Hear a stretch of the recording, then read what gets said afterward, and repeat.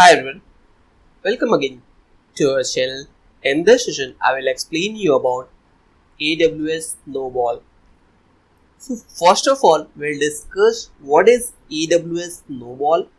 Then we'll discuss about how to import and export Snowball in AWS, how we'll manage the data, and finally, at the end of this tutorial, I will give you some important tips related to Snowball security and their advantages. So if you are new to this channel, consider subscribing and pressing bell icon for more updates. Let's begin with AWS Snowball. So first of all, what is AWS Snowball? AWS Snowball is used to transfer hundreds of terabytes or petabytes of data between our on-premises data centers and Amazon Simple Storage Services, that is S3. So when we are working with the MNC organization, it's always required to maintain our data on regular basis.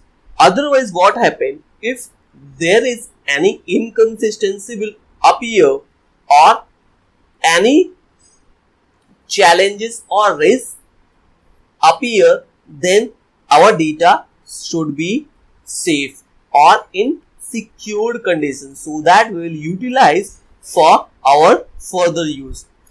So AWS provides us a very simple mechanism which is transferring of data from one place to other place with accelerated transforming mode.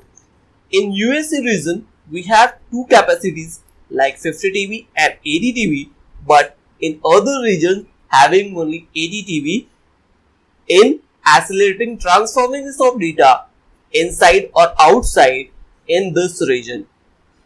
So it is streamlined bringing the data into AWS and bypassing an internet instead of managing all the external disks. Amazon provide us an appliance and we will upload our appliance with the data. Finally, the data is exported from appliance to Amazon S3.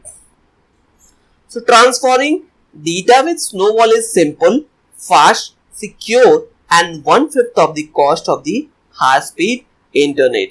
Snowballs provide us tamper-resistant enclosures on 256-bit encryption and industry-standard trusted platform model to ensure our data security.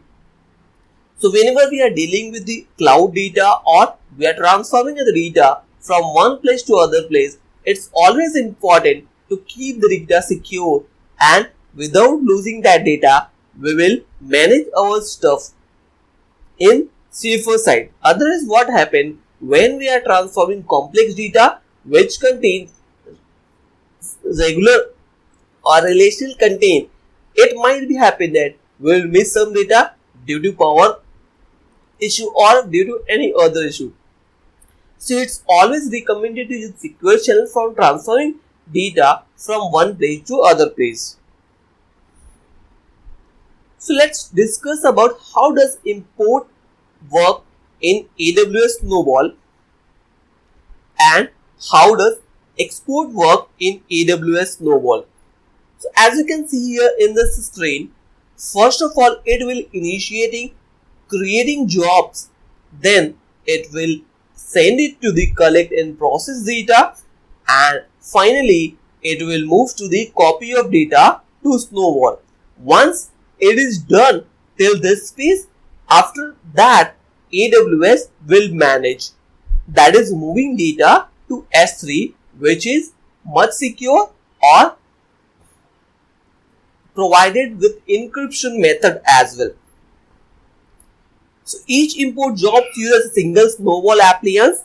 After we create a job in the AWS No Family Management Console or the Job Management API, AWS ship us a Snowball.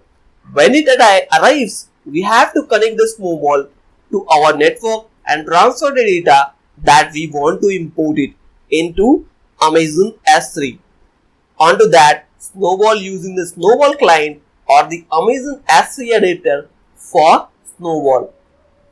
When we have done transferring data, we will ship the Snowball back to the AWS and they will import our data into Amazon S3. Second, we have to check and we have to also know that how it works on exporting data when we will ship our AWS Snowball to AWS team. So they are making sure each export job can use any number of Snowball appliances, AWS Snow Family Management Console or the Job Management API. A listening operation starts as Amazon S3. This listing operation splits out jobs into parts. Each job can be up to about 80 TB in size and each job part has exactly one Snowball associated with it. After our job parts are created, our first job part enters the preparing Snowball status.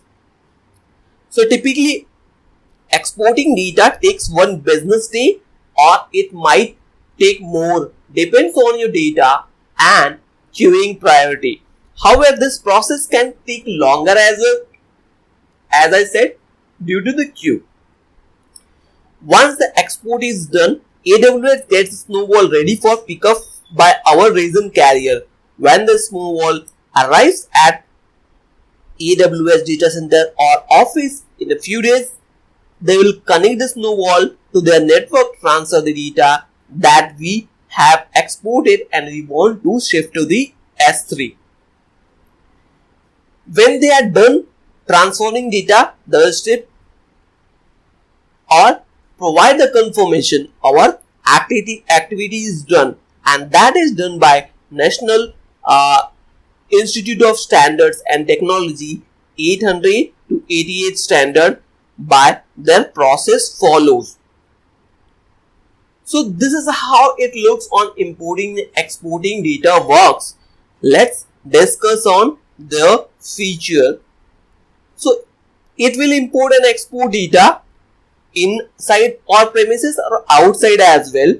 Snowball includes a 10 GB TV network connection when we can transfer local data transfer between on-premises data center and a Snowball. So let's check on their different aspects of the security reason which we can consider, or the important point which I said in the beginning of the session. So all data transfer to a Snowball has two types of layer encryption. One with AES GCM 256-bit keys, and the keys are cycled and which is having or AES encryption method is used by USA standard. So SSL encryption is also working behind this, that is the second layer of encryption. All data going onto of a standard Snowball. Snowball uses server-side encryption, that is SSE, and finally it will make sure to keep our data, and that data should be protected. That is highest encryption method which is used by US Army as well. So data validation is done when we copy a file from a local source for using the Snowball client or the Amazon S3 adapter for Snowball.